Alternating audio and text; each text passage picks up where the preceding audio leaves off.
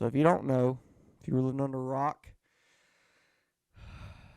shortly after Stage 2 started, Bubba Wallace and Kevin Hart were battling inside the top 10, I believe. Bubba had won Stage 1, so Bubba had a fast car. Give him credit for that. Then Larson had a hell of a run coming off of 2, made it 3 wide, going down the backstretch. Harvick backed out. Larson and Bubba did not. Larson slides up the track and makes... I don't think he ever really made contact with Bubba until after Bubba hit the wall, but he ran Bubba out of room. And Bubba did not lift. Bubba hit the wall pretty hard. And Larson goes all the way down to the bottom, trying to stay away as far as he... I mean, the damage is already done at that point. But he goes all the way down to the bottom, and Bubba keeps it in the throttle and turns hard left. He doesn't keep it in the throttle because he got out of the throttle when he got into the fence. After he got back into the throttle. He got back into the throttle and hooked a left. Okay, and then he hooked a left and turned Kyle Larson and himself. They both wreck, and Christopher Bell, innocent bystander, gets clipped by Kyle Larson's rear end and ends Christopher Bell's day. And now Christopher Bell's in a big playoff hole. And that's just when it starts. That's just where the fun started. So afterwards... This is where the fun begins. So then... Bubba Wallace gets out of his car, avoids the safety crewman, avoids the ambulance that's near his car because Kyle Larson's further down the front stretch than he is. He goes walking all the way down to where Kyle Larson is. And Bubba immediately, when he gets to Kyle Larson, throws his helmet down and pushes the shit out of Larson back into his own car and continues to push him and yell at him and probably say some not nice things to him. And Larson doesn't want any part of that. He's a better man than me. I'd have probably fucking killed him right there on the fucking front stretch. And then they kind of just get separated and walk away. And then post-race, or not post-race, his post-wreck interview with Marty Schneider, Bubba says some dumbass things to Marty and to the whole world about Kyle Larson. How did he put it? He said piss poor execution on his part about trying to pass him, put him in the wall, broke his steering. Bullshit. I know he's got to say it though. I mean, he can't say he just straight up turned him because then he would get suspended. So he said all the right things as far as like not saying he wrecked him on purpose, but then he Marty asked him about something about how it happened, and then fucking Bubba says stop fishing. That he wasn't fishing. He was asking a fucking question because we all know what you did.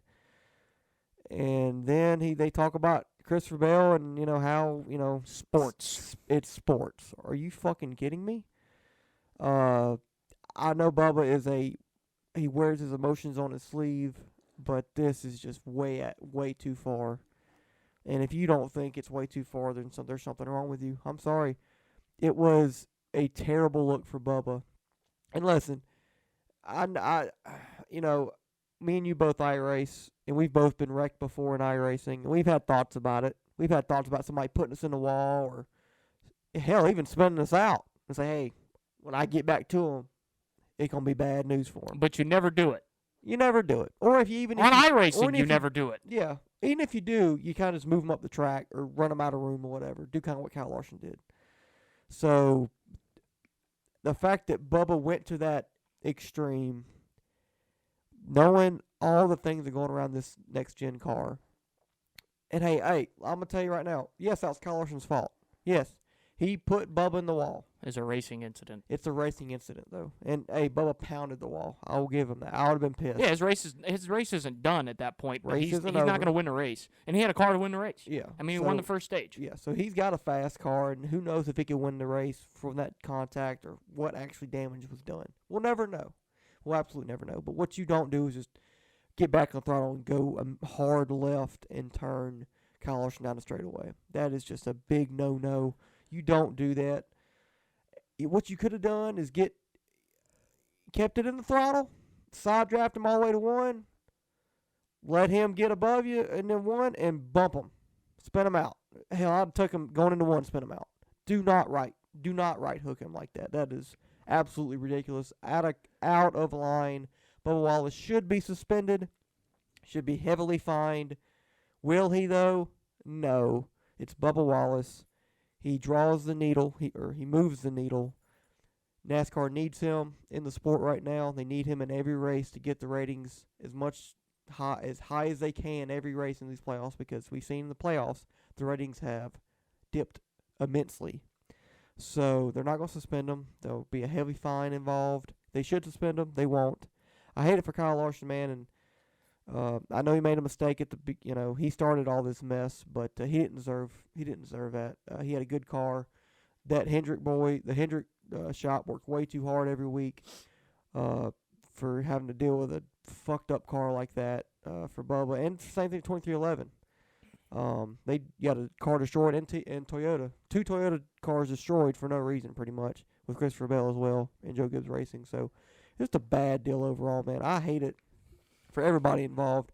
And I know if Bubba does this at a Arcus K&N Series race when he's 16 years old, hey, you shouldn't do it, but hey, he's young. He's dumb. Carson Hocevar. Yeah. I mean, and that's it's bad too, but yeah. You expect it from children. Yeah, Ty Gibbs, he's done that a few times this year. Not to that extent, but he's done it. Bubba Wallace is almost 30. He's been doing this for 10 years. Yeah, and he's in the biggest series. He's a race winner. Yeah, and he can't do that. That is a childish move. And then his post-race antics, or post-wreck antics, made it even worse. It made him look like he has no self-awareness. I thought when I saw him walking, part of me was like, he's going to go down there and apologize to him and say, hey, man, my steering broke. Because at first, when he first wrecked him, I thought, hey, maybe. My first thought was toe link. My first thought was not he did that shit on purpose. And I did. I saw him turn left. I was like, he just wrecked him on purpose. But I thought maybe his car was broke. I was giving him the benefit of the doubt. And I saw him walking down the front stretch because his car was parked almost the entry to pit road. Kyle's was pretty much right there at the start-finish line. So I saw him walking down there, and you could tell he was upset, but like he wasn't running over there. He wasn't. So part of me was like, oh, he's going to walk over there and be like, hey, man, this was fucked up. We've seen Bubba do this before. Yeah. Like he ran a truck series race. He got wrecked by somebody, and he runs over to the I forgot who it was, and he punches him through the window. Yeah, I remember that. But part of me was giving him the benefit of the doubt that maybe his car was broke, so he was going to walk down to Kyle Larson and explain what happened. We all know that didn't happen. He walked over there and tried to fight a guy that weighs 115 pounds. And, as you said, Kyle Larson didn't want anything to do with it, which, part of me says good on you for Kyle Larson, but the other part of me says, Kyle Larson, you got to stand up for yourself because now everybody's going to run over you. It's – and Kyle Larson said in his – he handled it well. Fighter. He handled it well in his interview.